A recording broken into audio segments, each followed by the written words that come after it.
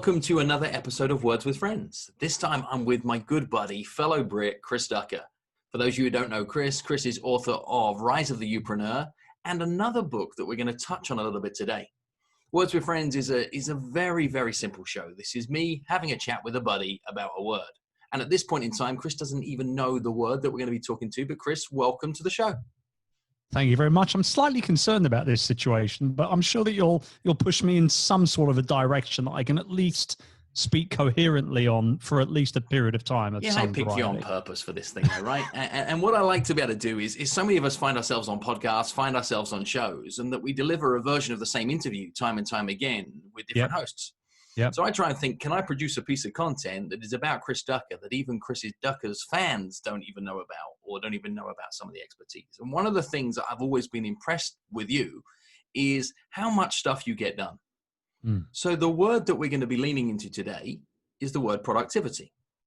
And if I think about a piece of your work in the past, and not just your work around helping youpreneurs be able to make more of their personal brand business, but your ability to be able to not only get more stuff done, but help others get stuff done, then it probably goes back to a previous piece of your work and something that you've layered up over a period of time. So what was your first book called, Chris? The first book was called Virtual Freedom, and the subtitle was How to Work with Virtual Staff to Buy More Time, Become More Productive, and Build Your Dream Business. So chances are you know a little bit about productivity. One or two things. This is good. I'm relaxed now. Okay, so you can see there's some method in my madness, right? I'm just trying to be able to dig up some prehistoric gold from Mr. Ducker. So Chris, what does the word productivity mean to you? I mean, I think at the core of it, I think it really just comes down to just, getting stuff done, and not procrastinating and, figuring out what needs to be done from a prioritization perspective on a day-to-day basis and tackling that to-do list. I have a phrase that I get quoted on all the time, and it's, if it doesn't get scheduled, it doesn't get done. And so everything that I do, kind of like my number one productivity hack, right? If you want to call it that. I hope we don't peak too early here on this recording. Don't worry, I'm going to get more from you. It's fine. I'm sure you will. I think my number one thing is that I do literally schedule everything. So each day when I'm at work, each day, my schedule looks like I'm like the busiest bee on the planet. Like 15 minutes for social media replying and DMs will go on the schedule. 30 minutes to work out in the middle of the day on the schedule. I have 3 30-minute black space sessions each day as well, where I just have nothing planned in any way whatsoever. Sometimes I might end up working through them. 9 times out of 10, I actually don't. I just sit, maybe read a book, watch a TV show, whatever it is, right? So everything goes on the schedule, and I do my absolute darnest not to drag and drop and do that digital procrastination thing that so many of us do. You mean like moving things on your schedule of just so I can't be bothered to do that today. I'll do that Thursday. I can't be. I haven't got time today. I genuinely do my best to not drag and drop and move stuff around. And 9 times out of 10 now, today, I don't. Hasn't always been like that. Okay. Generally, when something goes on the schedule, there's a very clear reason for it. And that is because in my workday, I've got to be productive towards whether it's, finalizing a project or just go, right now, I don't know when this will go out, but we're kind of in the middle of this kind of lockdown thing with the coronavirus issue. Right now, a lot of what we're doing business-wise actually is what we would call maintenance mode. Right. So we kind of just go into maintenance mode and making sure that, customers are being taken care of properly, spending more time with our top 20% clientele, et cetera, et cetera. So, yeah. Okay. I just want to jump back into something. You said, like, you might put 15 minutes for social media replies, DM replies, et cetera.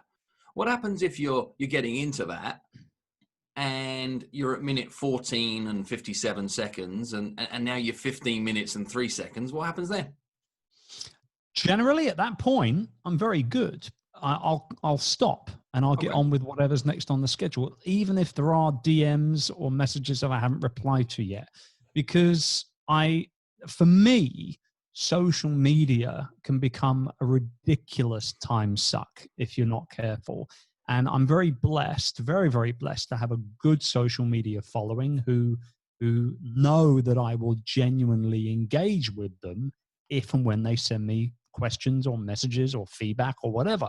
And so it's hard. It's hard to kind of take myself away from it because I'm a very sociable guy, just like yourself. And I find it hard from time to time, but I also know that if I don't stop myself when that time is up, then I'll burn through a whole bunch of extra stuff, but then I'm behind on something else. And again, nothing goes on the schedule unless it needs to be done, right? So everything that's on there day to day, for me anyway, is important that I get done.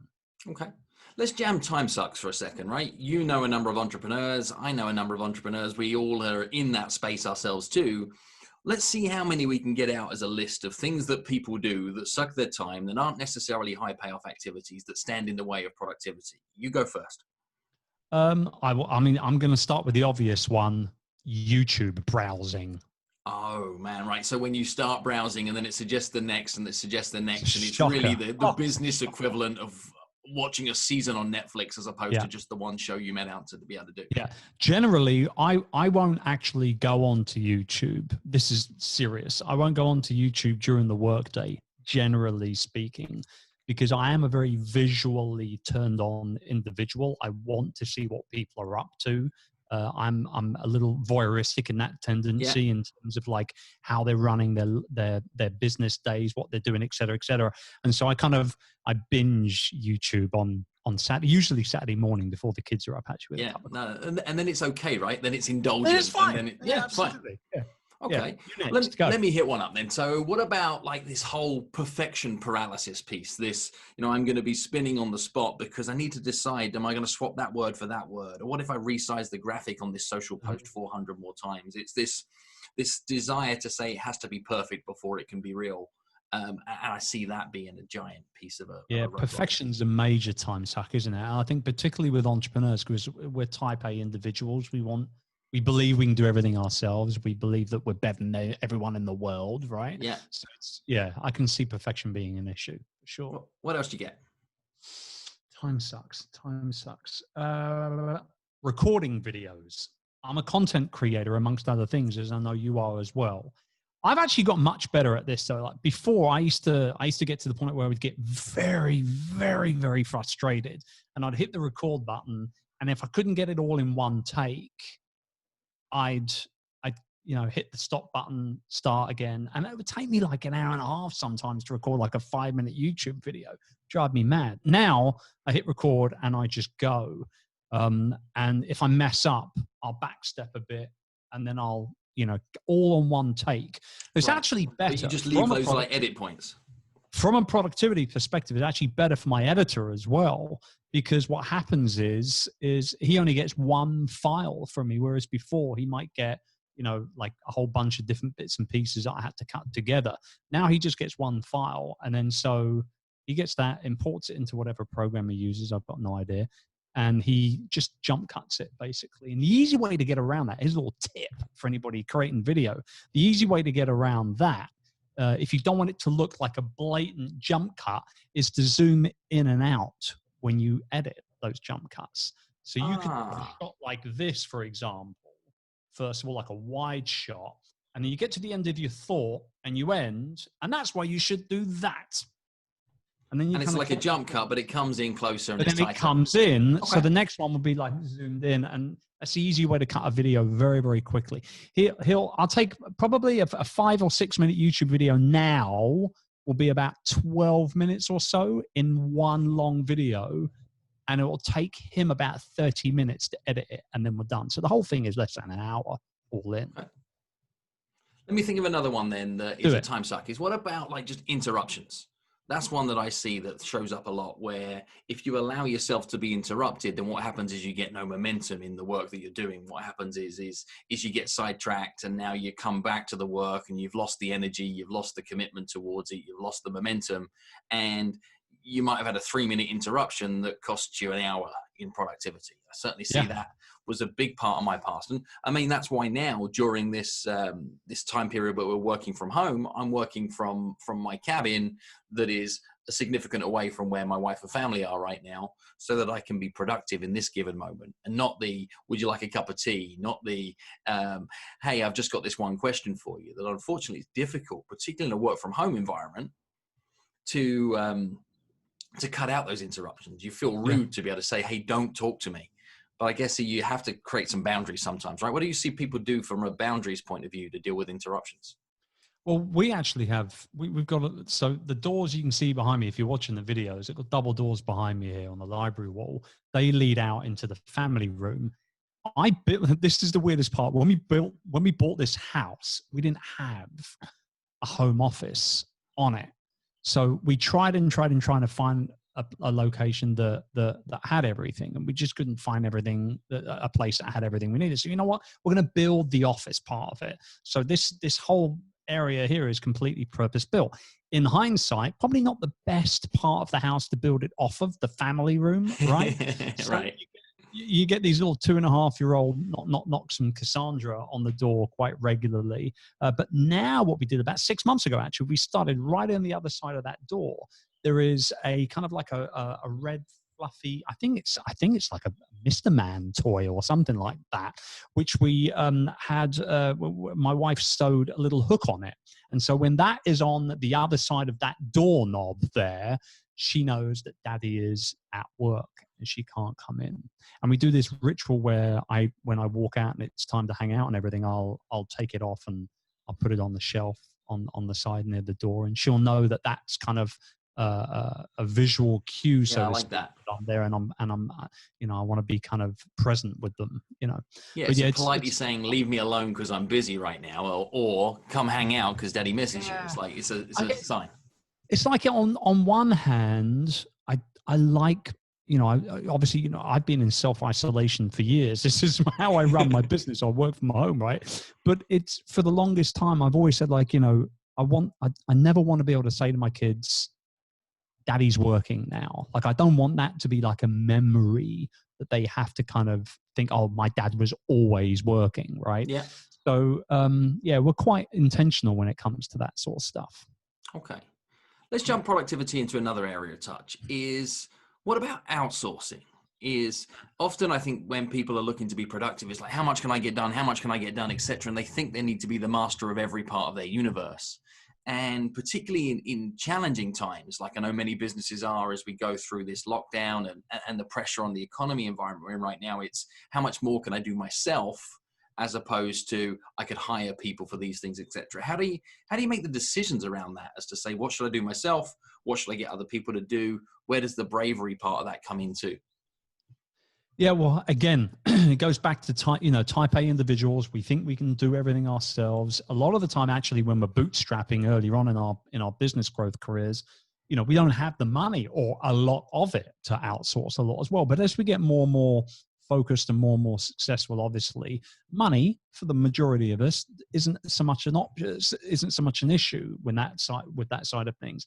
And that's actually what I talk about in Virtual Freedom, is buying more time, for want of a better way, by delegating tasks. See, I'm a big believer, a very big believer, that you shouldn't worry so much about your weaknesses. You hear a lot of people say, I'm going to work on my weaknesses. Like, that's dumb in my mind. Like, why work on your weaknesses? Like, work on the stuff that you're really, really good at. Do that.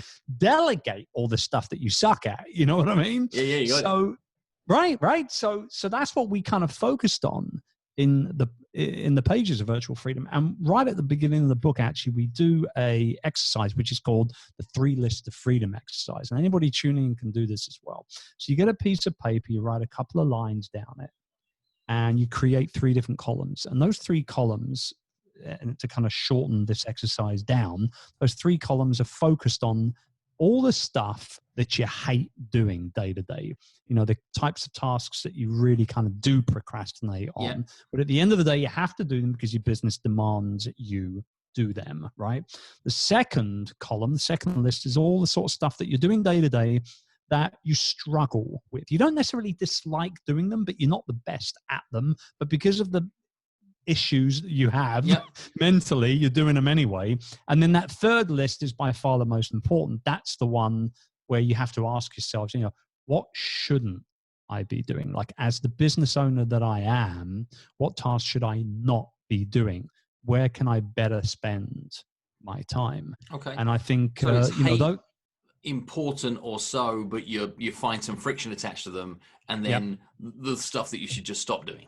yeah. And without a doubt, like the third one for me is the biggest game changer. I mean, they're all important, but the third one is also a mindset shift for a lot of business owners as well. Whereas if you're running your own business and you're doing a lot of stuff that you hate doing or you're struggling doing and that you shouldn't be doing, well, then you don't really have a business. You've got a job. Like, Right. you pay yourself, but it's just another job, isn't it? Right. So I really force people into that rabbit hole of thinking about the stuff that they should not be doing. Like, that's that business. I should not. My time is worth so much more than this. When was the last time that you found yourself in a situation stumbling into you doing something that fell into one of these categories? Oh, last week, Thursday, Friday. Yeah, I was editing a video for YouTube because my editor, his internet went down. He's based over in the Philippines. His internet went down, and it was down for the entire day.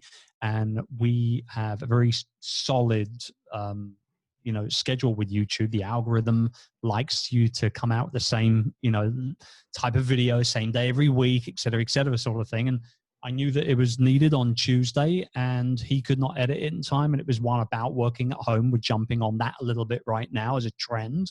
And so I had to edit it myself inside of ScreenFlow. And it's not what I should be doing. Right. You know what I mean? So, but sometimes, here's the thing. Sometimes you do have to do what you don't necessarily should be doing day to day, like in that situation. But I mean, there are other things. Like, I will say, I do find myself, because my father was an architect. My mother was an interior designer for Laura Ashley. So I've always been around that kind of like that perfect sort of design sort of type of lifestyle and things like that. And I do find myself tinkering a little too much inside of Photoshop with certain things. And I've kind of taught myself Photoshop over the years. I'm not amazing with it, but I'm not a beginner at all. And so I find myself tinkering a little too much. I pay graphic designers on a monthly So those basis. areas where you're like a well-practiced amateur. Yes. And you're dangerously competent because you can... Or dangerously confident, one or the other. I do this as well. Is like, I want to get something done quickly on the web. And I start tinkering in WordPress in the background, trying to be able to change stuff because I didn't want to interrupt Nathan at 9:30 p.m. at night. And before I know it, I'm calling him at 11:15 p.m. at night. Like, I broke something bad. I broke something real bad. And now this needs fixing as an urgent set of circumstances after I've just wasted 2.5 hours of my life on achieving nothing. Oh. It's funny that the first website I ever had over at chrisducker.com was you buy these themes, right? I think it's like a Studio Press theme or something. You buy these themes for like $50 and they're perfect. Out of the box for your first website, your first blog, they're absolutely perfect. You dump in a photo, you dump in a logo, you get to work. They're perfect. I decided, however, that I was going to buy one of those themes in, late 2009 at the time, and then become a PHP coder overnight.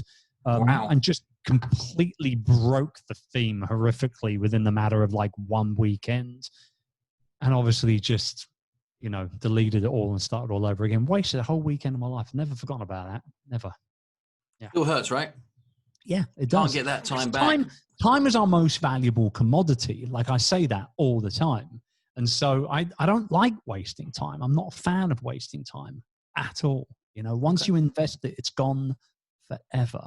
That's, it's something we shouldn't lose track of, I think.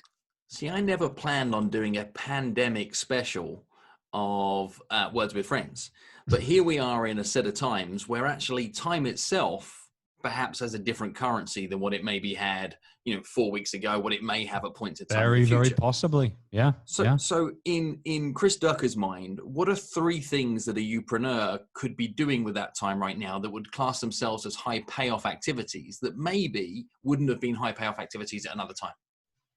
Well, I think first and foremost, anybody building a business based around their personal brand, which is what a Youpreneur is, right? So it's authors, speakers, consultants, coaches, content creators, that sort of type of thing. And possibly even in this point, just to interrupt you, Chris, is many other professions as well are probably using this time to see amplification in their personal brand. Couldn't agree more. As a way of being able to win business, like, lawyers, accountants, independent financial advisors, real estate agents, etc. That whole, plumbers, carpenters, kitchen makers, the whole thing. Yeah. I mean, really, and I think overall, a lot in that world has started to shift and will continue to shift as well. Some of those professions that you've just talked about just mentioned just a minute ago, they might not have necessarily seen themselves as a personal brand, right? But they are ultimately. Yeah. And I think pretty much anyone with an online reputation nowadays is somewhat a personal brand. You've got to be aware of that reputation that you've got. And so I think first and foremost, one thing that I've been doing a lot of over the last few weeks is actually loving on my people a lot more, showing up for my community a lot more, spending a lot more time with my customers, with my followers online and that. And I've been doing that, live videos. I've been doing live Q&As on Instagram. I've been going, live more and broadcasting more with our, private coaching groups, things like that, above and beyond what they're paying for, because that's a way for me personally to be seen as the guide, or at least a guide throughout all of this, rather than the hero. I don't want to be Luke Skywalker. I want to be Obi-Wan right now. I want to be the guide, right? And I know that if I do that well enough, when this is all done and finished, and it will, every crisis comes to an end at some point. It might take us longer than we want it to, but everything will blow over at some point. At that point, I want to be the guy who loved on his people a lot more. That's the first thing I should be doing for me personally. But certainly if it's something that you've kind of flirted with a little bit and you want to start taking a little bit more seriously, you can absolutely start by working on things like a book. If you've had a book in you for a while and you haven't had the opportunity to work on it yet, now's the time to start fleshing out those ideas. If you have maybe been thinking about putting some of your expertise into an online course and making some of that passive income online, now's the time to look at maybe going to teachable.com and seeing how you can craft that, that online course. It doesn't need to be a big course as well. And by the way, 43% of online courses don't even get started, by the people that buy them, right? So I think, gone are the days of the 25 video modules and all this kind of stuff. No, 5 videos, 10 minutes a pop, let everybody get through that course with a printed workbook that they can make, that they can print out and fill in at home. It's a 1-week thing from beginning to end. Much better to get people through a short course than have only 57% of them get through it, right? Or even just start it. So I think books, online courses, tons of content creation. Case in point right here we are recording a podcast. If you've been sitting on the idea of a podcast for a while, if you've been thinking about becoming, a YouTuber and being cool with your children, now's the time to do that as well. I think that ultimately we have 2 options right now. Really, we've got 2 options. The first one is to be reactive throughout all of this and let it affect us and affect our sleep and our diet and sit in front of Netflix with Doritos and, orange pop all day long. Yeah. Or we can be proactive and we can look at how we can better ourselves and lean into our strengths more and show up more for our people and do more good things ultimately. That doesn't mean that you need to work an entire day if you don't feel like it. If things get on top of you a little bit, the anxiety comes in a little bit, and it has done for me from time to time, if I'm to be honest. I got a family that I'm caring for, like you are, first and foremost. It's pretty scary, some of the stuff that you see on the news and things like that. So if that happens, know that it's okay to take that afternoon off or that entire day off as well. Just do the best you can, Yeah, I think I'm going to build on that a little, Chris, as well. Just thinking about the things you're saying is to try and articulate that barrage of stuff. Firstly, I asked for top 3 things that you could do, and you gave more than 3 things. So what I'm learning is that you should do more and give more than you said you would, right? Maybe there's one thing. Yep. The other biggie in there that I took from it is this loving more on the people that are already close to you. It's choosing your circle of people, deciding who you're for, and then showing up for that people. Maybe it's not the time to be hunting for new relationships. It's the time to be serving the relationships that are already important to you. And then maybe that attracts some new relationships. It doesn't mean you're not open for new business. It just means that you're not necessarily trying to hunt on a stranger. Totally. The other thing that I liked about you talking about the books idea, the podcast idea, the course idea that I think could easily have been missed, it was if you've been thinking of doing something for a while, if you've had an idea that's been bubbling in you for a while, if you've had this passion to be able to get something done, now might be the time to do it. It's not if you've never considered writing a book, you should write a book. It's not, oh, by the way, the thing that everybody should be doing right now is to create an online course. It's if you have something teachable within inside you that you've been thinking about getting done, now might be the time to do it. Absolutely. And I think that lesson is huge. And then the big one, the biggest one of all that I got from you there is this idea of we don't necessarily need to be charging it everything full on to be productive. Productivity can show up in different ways. And I know one big thing that I'm focusing on through this period is more alignment and balance. Is as aggressively as I've built businesses the last 5-6 years and focused on changing our financial future, there has been sacrifice towards other areas of my life. So I'm like going, where's the gift in this crisis? What can I do to be able to realign some of that balance through this period of time? Absolutely. And dive into other areas of my health and my spirituality, whatever that means to me. Yeah, exactly. Exactly. Just huge. Yeah. Chris, I've got a handful of more questions for you, just around the productivity thing. Is something I see a lot. My wife is in the background. Hey, how are you? Welcome to the live show. You will be a YouTube star as a result of this. This doesn't get edited. This is you. So say hello. Meet Mrs. Ducker. she's so embarrassed right now. She's so gone, dude. That's perfect. I will say, hey, that's a productivity hack. Lunch that she's. Look at that. You didn't have to worry about food today. It just appeared. That's a distraction, not a time suck. It was on the schedule, though, Phil. Just so you know, it was on the schedule. Did you order that last night on the app? Yeah. I love that. I think the big thing here, though, is that, and to your point, ultimately, what does this make possible for us, right? Like, I love the fact that you're looking at sort of the other bits and pieces that you're doing that you've maybe have spent a little less time on and you have kind of sacrificed on a little bit. I like the idea that you're leaning into those competencies and those focal points for you and your family. Like that, I think that's important as well. That we inside of Youpreneur, we have the Youpreneur incubator, which is our coaching mastermind group. And the three things that we do like a big kind of 90-day sprint goal setting thing every 90 days. And the three main sections that we focus on are sales and marketing, self-development, and legacy and impact. They're the three things. So you set yourself three big resounding goals based around those three things every single quarter. And I will say that the legacy and impact for me personally always comes across to me, or has always come across to me, as a natural byproduct of me focusing on the sales and marketing and the personal development. I think if I show up with those two things first and foremost, the legacy and the impact will kind of happen as a direct kind of natural conclusion to those two things.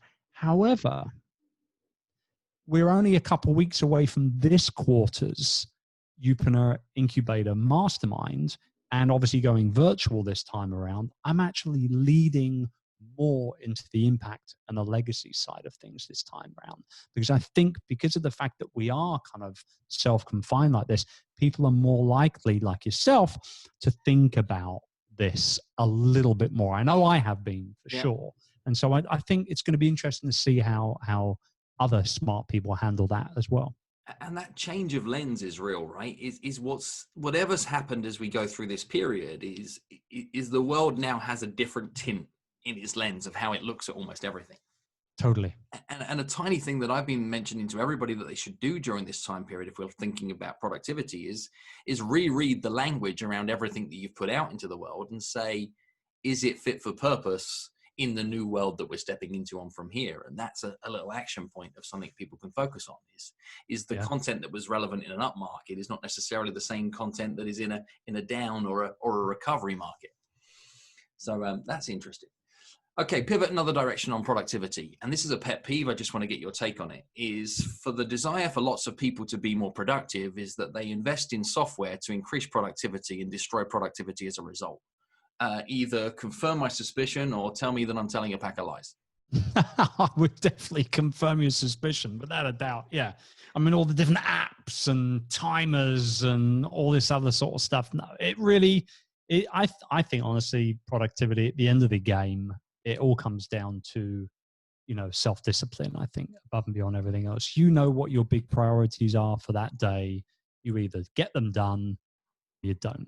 You allow outside forces to infiltrate that schedule, or you don't. You allow, other things that might be around, such as, the little one banging on the door or the wife bringing in the lunch. The lunch smells amazing, but the productivity point for me right now is to serve you and your audience by ignoring the lunch. I know. And just continuing to answer your great question. So I'm going to keep you for another 45 minutes. So good. We'll see how that lunch feels when it's cold. But anyhow, I'm going to give you 2 more questions. Before I give you 2 more questions, just to see how much you are a man of your word, I'm going to give you the chance to ask me a question, should you choose to, about this subject. And then I'm going to hit you with 2 final questions, and then you can eat your scram. Perfect. I've actually got a really good question for you. So you're a speaker. I'm a speaker. You speak a lot more than I do. But I'm curious to know, what do you do to stay productive on the road, so to speak? Because obviously you travel a lot. And I personally, when I travel, I'm nowhere near as productive as I am when I'm in the comfort of my own office environment. And because of that, I actually let that reflect my calendar. I put a lot less the couple of days, both before and after trips and things like that. I'm curious now how you handle that on the road productivity. Yeah, it's tough actually when you're traveling hard. And last year I did 265 days on the road. So it's a chunk. Yeah. The only things you can do to drive productivity is to understand that not every hour of the day is of the same value. So it was about putting right things into the right places. For example, if I'm on a 3-leg connecting set of flights to get from one side of the US to the other, because that was the only thing that worked on timelines, and some of those seats aren't all that comfortable, I'm not going to use that time to get caught up on my emails or my writing time, etc. I might say that was my time for a podcast or a light listen where I can close my eyes and almost go internal in the world. But I might use a different flight if I was on a lay flat seat for 6 hours to be able to travel somewhere to go, right, I'm going to get a boatload of written content done. I'm not going to put Wi-Fi on. I'm just going to be able to say I'm going to get into the zone and create some deliverables on that. Other things in productivity is always about the work before the work. And say, for example, that I had a run of 7 or 9 events in a 14, 15-day period with a huge amount of travel on it. I developed just a just-in-time delivery methodology that says I can think with absolute clarity about the next event that I'm doing. But I'm not thinking any further than that. And the second I'll close the door on that one, I'll jump and I'll be all in with full-on clarity and prep and boom, boom, boom, boom, boom. So I had to be able to brief my team on that. They weren't interrupting me with pre-event planning calls that were at the wrong times in order to be able to jam all that stuff up. I had to be very much today's work today, and then know that my team around me could protect me from that, and they knew what those rules of protection were. I love that. And then create rules and systems that would be that regardless of where the event was, is my walkthrough routine is I see the room before I go to sleep. I need to see the room before I go to sleep. I don't need a mic check. Don't need to see the AV team. I just need to see the room. That helps. And then the certain steps that I would go through as habits prior to speaking, the certain steps I would go through to craft my speech prior to speaking, that would be the same regardless of how the environment changed up. So there are a few things for it. Do you spend follow-up for you? Do you spend more time on prep for the bigger events, or is it all basically the same for you? The most important event to me at any given period of time is the one that I'm doing. I love that. So the level of prep is the necessary level of prep for the one that I'm doing at that given moment. I love that. Only time that prep could slightly reduce is, say, for example, I'm on a road show and it's 12 events of the same event with the same AV crew, with the same type of audience. Right. They know what the deal is. They know how you're going to walk on and what you're going to say first and all that kind of stuff. I get it. But outside of that, doesn't matter whether it's 12 people in a boardroom. In fact, sometimes the smaller ones require a lot more because you don't have the veneer of the big event that can actually smooth over some of the cracks. Really good. Yeah, actually, that's a very, very good term to use as well, because it's the outside looking in, so to speak, right? When you've got a big audience in front of you, it's a lot easier to kind of get away with not making eye contact with every single person. The energy is already there. Yeah. So a couple of questions for you is, if there was one thing that you wanted to share about productivity that we didn't get to share today, Chris Ducker's top tip on being productive, what would it be? I think I think it would probably I think probably less is more is the top tip, is to not over complicate your schedule or your to-do list by, a lot of people, they put a lot of stuff on their to-do lists or on their calendars because they want to be seen to be productive. But 9 times out of 10, they don't get to it all anyway. So less is more. Like, I have 3 big things that I want to do every day. And sometimes those 3 big things, 1 or 2 of them might even be relatively small, like replying to an important email, for example. It's not a huge project, it's a non-negotiable. Right? Yeah, it's a non-negotiable. That's the term that you need to use with it. So I think really, taking on board that kind of less is more mindset, I think is heavily important when it comes to your overall productivity. Chris, I like this a lot. Final question for you, and I'm just really interested in this. This is a show about words. We talked about productivity, but I'm going to take it in another direction. Is during this crazy time that we're in right now, what is a word that you found yourself using a significant amount of time more than you've ever used it at any other point in your life, or a brand new word that has now repeatedly found itself in your vocabulary? It's so scary that you asked me this question, because we were talking about this literally last night. I have been using the word flabbergasted, which is a fantastic word. It's a great word. It doesn't get used anywhere near as much as I personally feel it should do. I've been using the word flabbergasted way more often recently. And we're not going to go down the political rabbit hole at all here. But I will say, by watching the odd clip that I've been watching over the last few weeks on YouTube, very specifically from American news outlets, very specifically about the American president, the word flabbergasted is being dropped quite considerably. I'm flabbergasted at his response. I'm flabbergasted at what he just did. I'm flabbergasted. So yeah, that's the word. That's the word. I like that, you see, and I guess for those of you that are listening in right now, is if you can use the word flabbergasted at least once today, and I've never used that word before, that might just be a fun little experiment, a fun little experience. I'd like people to hit me up on Twitter with it, at Chris Ducker. Let me see how you can use the word flabbergasted. Do you want to tell people how to spell it first, or just so that we can make sure there's no errors? I believe it's FLABBERGASTED.